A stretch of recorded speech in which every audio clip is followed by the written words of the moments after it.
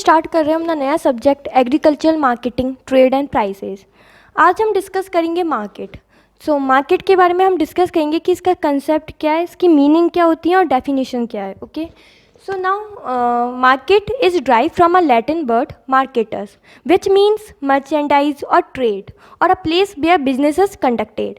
यानी कि जो मार्केट है वो एक लैटिन वर्ड से लिया गया है मार्केटस, जो कि जिसका मतलब होता है कि एक ऐसी बिल्डिंग जहाँ पे कमोडिटीज़ को लाया जाता है, वस्तुओं को लाया जाता है और उनका एक्सचेंज होता है, आदान प्रदान होता है। Okay, so now is meaning is word market has been widely and variedly used to mean. यानी कि जो मार्केट जो वर्ड है वो अलग अलग तरीके से यूज होता है और इसका जो मीनिंग होती है वो भी अलग अलग है। जैसे कि it is a place or a building where commodities are brought and sold. ये एक ऐसा प्लेस होता है, बिल्डिंग होती है जहाँ पे कमोडिटीज़ को लाया जाता है और बेचा जाता है। जैसे कि सुपर मार्केट हुआ, यानी कि खुला हुआ प्लेस भी हो सकता है जहाँ पे बहुत सारी दुकानें लगी होती हैं जिन पर कमोडिटीज़ को लाकर बायर्स को बेचा जाता है। या फिर कोई एक बिल्डिंग होती है, जैसे कि हम देखते हैं मॉल हुआ, सुपर मार्केट हुआ, तो ये इस तरह पे हो सकता है। Potential buyer and sellers of a product, जैसे कि wheat market and cotton market. यानी कि किसी प्रोडक्ट के, यानी कि कोई स्पेसिफिक प्रोडक्ट है, जैसे वीट हुआ, कॉटन हुआ, उसका बायर आते हैं और सेलर्स आते हैं। जैसे कि एक मार्केट है वो केवल एग्रीकल्चरल मार्केट ही है, यानी कि उसमें एग्रीकल्चरल कमोडिटीज़ ही बेचेंगी। और जैसे कि कोई भी मार्केट है जो कि मैन्युफैक्चर गुड का है, जैसे हमने मांग लिया कि उसमें फर्नीचर ही मिलेगा, वुड का फर्नीचर ही मिलेगा, वो एक ऐसा स्पेसिफिक मार्केट है। यानी कि उसका जो हमने मीनिंग दी है वो उसकी कम्युनिटी के हिसाब से दिया है, उस प्रोडक्ट के हिसाब से दिया है जिस पर कि वो प्रोडक्ट बेचा जा रहा है। ओके, जैसे कि वीट मार्केट हुआ जहाँ पे केवल गेहूँ ही बिक रहे हैं, और एक हुआ कॉटन मार्केट जहाँ पे केवल कॉटन का ही आदान प्रदान होता है।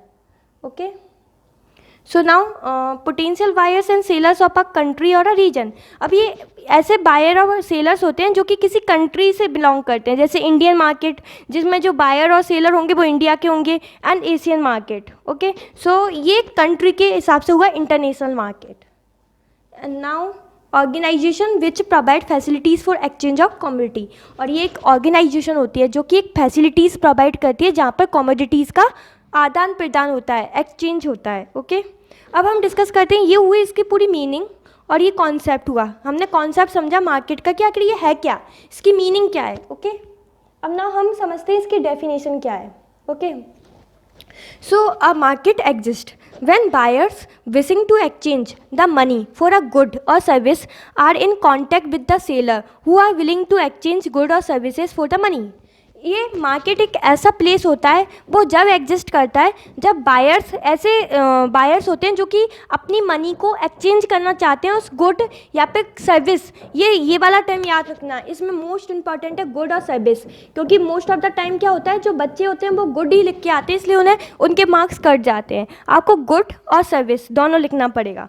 सो इसमें क्या होता है कि जो बायर्स होते हैं वो पैसों का एक्सचेंज करते हैं गुड और सर्विस के लिए, जिससे वो लेना चाहते हैं। किससे लेंगे? वो सेलर के साथ लेंगे, यानी कि वो सेलर से मनी का एक्सचेंज करते हैं उन गुड और सर्विस को लेने के लिए। ओके, सो ये होती है इसकी definition. A market exist when buyers wishing to exchange the money for a good or service are in contact with the seller who are willing to exchange good or service for money।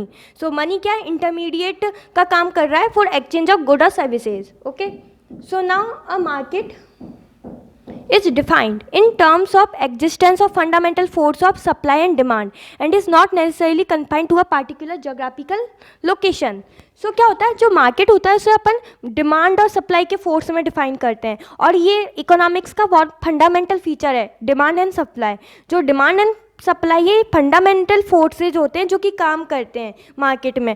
तो हम जो market है उसको define करते हैं demand और supply में, यानी कि जितनी ज़्यादा डिमांड होगी उतनी ज़्यादा सप्लाई बढ़ेगी, क्योंकि जितनी ज़्यादा बायर्स के अंदर डिमांड होगी किसी प्रोडक्ट को लेकर तो उनके अंदर उतनी ही ज़्यादा उस कमोडिटी को खरीदेंगे। सो उस कमोडिटी की जब डिमांड बढ़ेगी तो उनकी सप्लाई भी ऑटोमेटिकली मार्केट को बढ़ानी पड़ेगी। ठीक है, so now demand and supply and is not, और ये किसी पार्टिकुलर जोग्राफिकल एरिया में ही कन्फाइन नहीं रहते, ये इंटरनेशनल मार्केट भी हो सकता है। ठीक है ना, सो ये होती है इसकी डेफिनेशन। अब हम देखते हैं कि कंपोनेंट्स क्या होते हैं मार्केट के। For a market to exist certain conditions must be satisfied. These conditions should be both necessary and sufficient. So market को बनने के लिए, एग्जिस्ट करने के लिए कुछ कंडीशन होनी चाहिए जो कि सेटिस्फाइड भी होनी चाहिए और बहुत सफिशिएंट भी होनी चाहिए। यानी कि ये जो दो कंडीशन होती हैं ये नेसेसरी, ये बहुत ज़रूरी होती है मार्केट को एग्जिस्ट करने के लिए, और ये सफिशिएंट अमाउंट में होनी चाहिए। So they may also be termed has the components of a market. So in जो ये कंडीशन है इनको हम कंपोनेंट्स भी बोलते हैं मार्केट के। तो फिर ये कंपोनेंट्स क्या हैं, ये कंडीशन क्या है? The existence of a good or commodity for transaction, यानी कि किसी भी मार्केट को एग्जिस्ट करने के लिए उस गुड का, उस कमोडिटी का होना ज़रूरी है। क्योंकि यदि कुछ वो कमोडिटी या फिर गुड नहीं होगा तो फिर आदान प्रदान किस चीज़ का होगा, मार्केटिंग किस चीज़ की होगी, ठीक है। तो गुड और कमोडिटी का होना ज़रूरी है, और ज़रूरी नहीं है कि ये गुड और जो कमोडिटी है ये टेंजिबल ही हो, ये इनटेंजिबल भी हो सकती है। टेंजिबल यानी कि जिन्हें हम छू सकते हैं, फिजिकल गुड। ये एक सर्विसेज भी हो सकती हैं, क्योंकि जैसे कि हम जाते हैं डॉक्टर के पास, तो वो डॉक्टर यदि हमको ट्रीट कर रहा है, हमारी फीवर या फिर हमें कोई बीमारी को ट्रीट कर रहा है, तो फिर वो हमें सर्विस दे रहा है, वो हमें कोई फिजिकल गुड नहीं दे रहा, वो हमें सर्विस प्रोवाइड कर रहा है। तो फिर ये जरूरी नहीं है कि ये गुड या कमोडिटी ये विजिबल हो, ये इनविजिबल भी हो सकती है in the form of services. Okay, so this is the first component. What is it? Good or commodity. It may be tangible or intangible. Tangible जिन्हें हम टच कर सकते हैं, देख सकते हैं, और इनटेंजिबल जिन्हें हम टच नहीं कर सकते, देख नहीं सकते, that is services are intangible. And the second component is the existence of buyer and seller. अब जब तक खरीदार नहीं होगा तो फिर वो चीज़ें बेचेगा किसको? जो सेलर है वो किसको बेचेगा चीज़ें? और ऐसी यदि कोई सेलर नहीं हुआ तो बायर किससे जाके खरीदेगा? तो इन दोनों का होना ज़रूरी है, ठीक है। सो नाउ बिजनेस रिलेशनशिप और intercourse between buyer and seller. अब सेलर और बायर के बीच में बिजनेस रिलेशनशिप भी होना चाहिए, यानी कि जब वो एक दूसरे के साथ इंटरेक्ट करेंगे जभी तो वो बिजनेस होगा। जैसे कि हम अमेजोन पे भी जाते हैं तो फिर हम उस साइट पे उस साइट के थ्रू किसी ना किसी से इंटरेक्ट करते हैं जब हम ऑर्डर करते हैं कोई भी चीज़, तो फिर उनके डेटाबेस में सेव होके फिर हमारा ऑर्डर होता है वो फिक्स हो जाता है, हमारा ऑर्डर हो जाता है फिक्स। देन फिर हमारे पास वो कमोडिटी आती है, यानी कि हम उस वेबसाइट के थ्रू इंटरेक्ट कर रहे हैं। सो इस तरह का कोई ना कोई रिलेशनशिप होना चाहिए उस बायर और सेलर के बीच में। Now the last component is demarcation of area such as place, region, country और द होल वर्ल्ड। यानी कि अब उस प्लेस का भी होना जरूरी है जहाँ पे बिजनेस फैसिलिटी होगी, यानी कि वो कौन सा प्लेस है, कौन सा रीजन है, या फिर कंट्री है, या फिर होल वर्ल्ड है जहाँ पे कि जो मार्केटिंग फंक्शन है वो चल रहा है, मतलब कि मार्केटिंग हो रही है।